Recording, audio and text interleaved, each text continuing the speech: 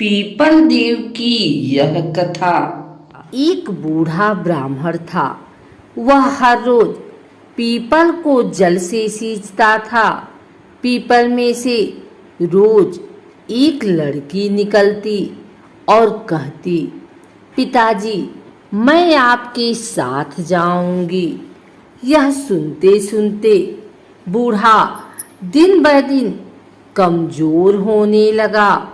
बुढ़िया ने पूछा कि क्या बात है।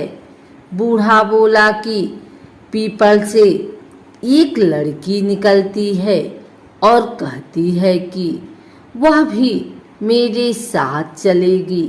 बुढ़िया बोली, कल ले आना उस लड़की को, जहाँ 6 लड़कियां पहले से ही हमारे घर में हैं, वहाँ 7वीं लड़की और सही। अगले दिन बूढ़ा उस लड़की को घर ले आया। घर लाने के बाद बूढ़ा आटा मांगने गया तो उसे पहले दिनों की अपेक्षा आज ज्यादा आटा मिला। जब बुढ़िया वह आटा छानने लगी तो लड़की ने कहा कि लाओ माँ, मैं छान देती हूँ। जब वह आटा छानने बैठी तो परात भर गई। उसके बाद माँ खाना बनाने जाने लगी तो लड़की बोली कि आज रसोई मैं बनाऊंगी। तो बुढ़िया बोली कि ना, तेरे हाथ जल जाएंगे। लेकिन लड़की नहीं मानी और वह रसोई में खाना बनाने गई तो उसने तरह तरह के 36 व्यंजन बना डाले और आज सभी ने भर पेट खाना खाया। इससे पहले वह आधा पेट भूखा ही रहते थे। रात हुई तो बुढ़िया का भाई आया और कहने लगा कि दीदी, मैं तो खाना खाऊंगा। बुढ़िया परेशान हो गई कि अब खाना कहाँ से लाएगी। लड़की ने पूछा कि माँ, क्या बात है।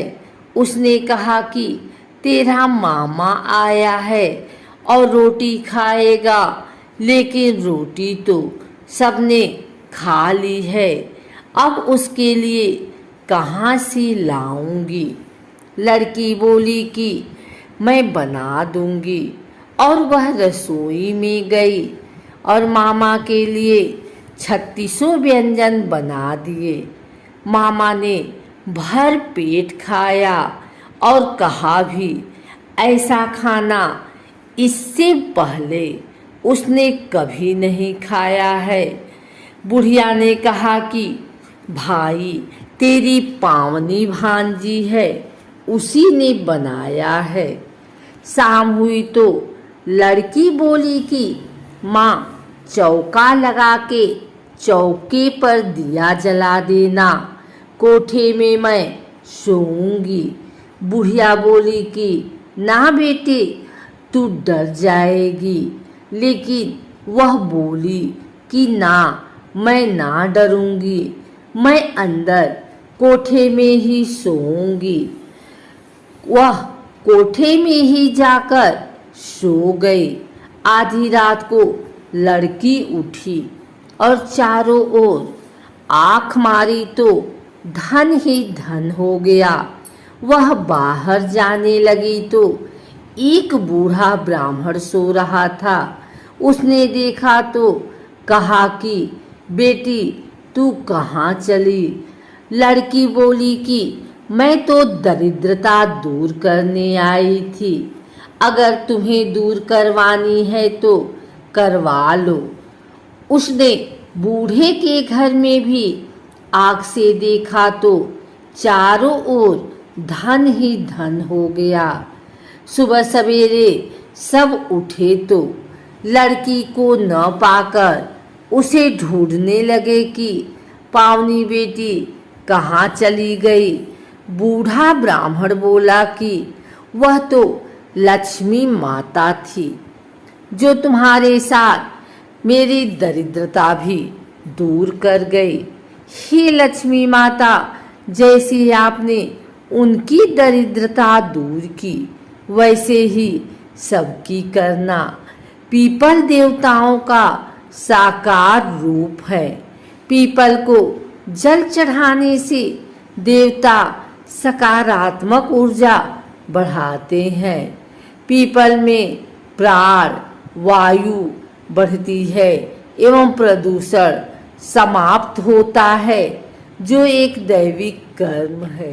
पीपल पेड़ों में सबसे श्रेष्ठ माना जाता है।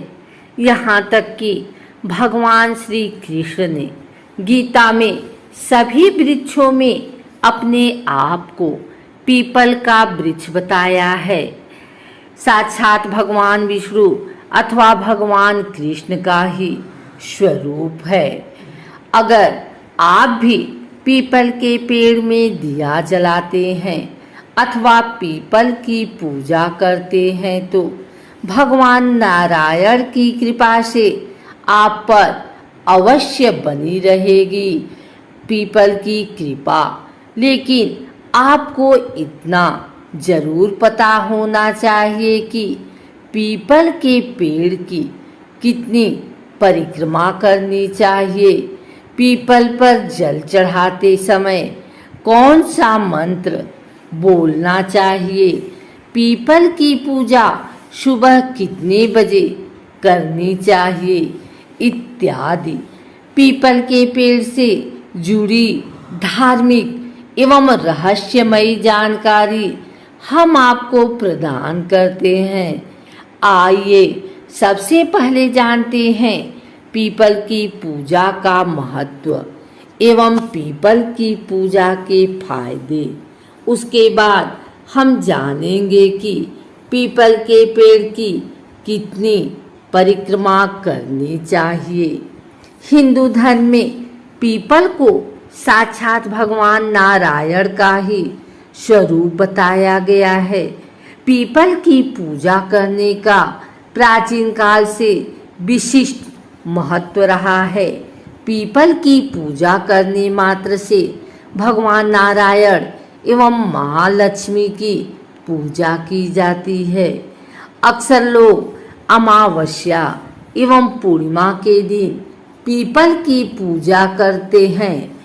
पीपल ही एक ऐसा अद्वितीय वृक्ष है जिसके नीचे गौतम बुद्ध से लेकर के विभिन्न ऋषि मुनियों ने अखंड ज्ञान प्राप्त किया है। पीपल के वृक्ष को देखकर हैरान होते हैं, क्योंकि पीपल का ही एकमात्र ऐसा वृक्ष है जो 24 घंटे ऑक्सीजन छोड़ता है। आइए जानते हैं पीपल की पूजा के फायदे। पीपल भगवान नारायण का स्वरूप है। पीपल में ही माँ लक्ष्मी का भी वास माना जाता है। पीपल के पेड़ में जल चढ़ाने के लिए विशेष बात का ध्यान रखना चाहिए कि सूर्योदय से पहले पीपल के पेड़ में कभी भी जल न चढ़ाएं। सूर्योदय से पहले पीपल का पेड़ देखना भी नहीं चाहिए और ना ही पीपल के पेड़ के पास जाना चाहिए। जब सूरज उग जाता है उसके बाद ही पीपल के पेड़ में जल चढ़ाना चाहिए। ऐसा शास्त्रों में उल्लेख पाया जाता है। सूर्योदय से पहले पीपल के पेड़ के पास जाने से अथवा पीपल के पेड़ की पूजा करने से, पीपल के पेड़ में जल चढ़ाने से, पीपल के पेड़ की परिक्रमा करने से घर में दारिद्र्य आता है। अतः सूर्योदय के बाद ही पीपल के पेड़ में जल चढ़ाना चाहिए।